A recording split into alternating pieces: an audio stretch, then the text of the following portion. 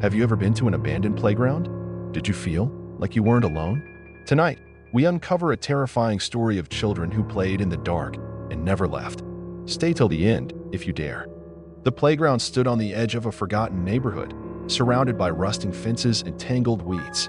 It was the kind of place that felt abandoned, even when laughter echoed through the air. But no one played there anymore, not since the disappearances began.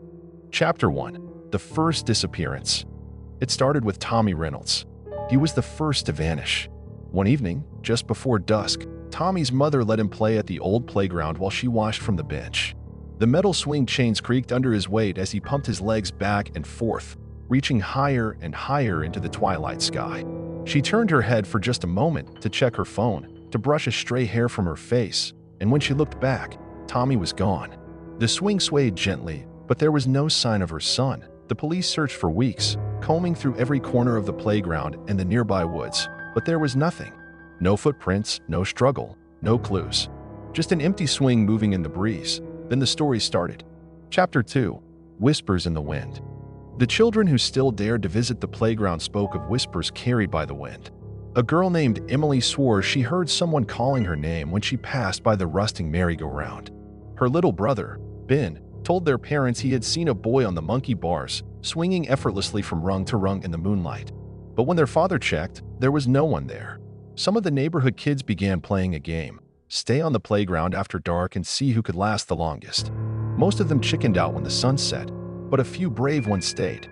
They would later say they saw shadows moving between the slides, shapes that didn't belong to any living child.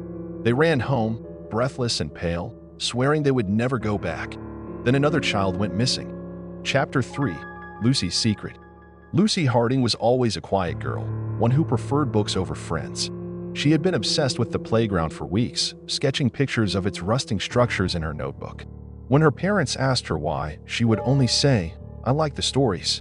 One evening, she slipped out of her house and ran to the playground. A neighbor swore they saw her talking to someone, that there was no one else there. The next morning, her parents found her drawings taped to her bedroom walls. They were different now. The playground was still there, but so were the missing children, their hollow eyes staring out from the pages. Lucy was never seen again. Chapter 4. The Truth Beneath the Slide. The stories reached a local historian, Mr. Calloway, who had spent years researching the town's darker past. He uncovered something chilling. Before the playground was built, the land had been home to an orphanage that burned down in the early 1900s. Many children perished in the fire, their bodies never recovered. Some believed their spirits lingered, trapped in the place where they had once played. A group of teenagers, eager to prove their courage, ventured into the playground at midnight, armed with flashlights and recording equipment. They laughed and joked until they heard it. The sound of a swing creaking, a whisper carried on the wind, and then laughter. High-pitched, distant, but unmistakably childlike. One of the boys, Jason, pointed his flashlight toward the old slide. A pair of pale hands gripped the metal edges.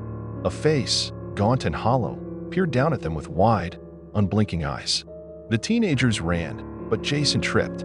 When his friends turned back, he was gone. Chapter 5. They Still Play. The playground remains. No one speaks of it openly, but the stories persist. Some say you can still hear the laughter if you listen closely. Others claim the missing children are still there, waiting for new playmates. And sometimes, just before dark, the swings move, though there's no wind to push them. If you made it this far, you're braver than most. But tell me, would you dare step into this playground after dark? Let me know in the comments. Like and subscribe if you want more terrifying stories, but be careful.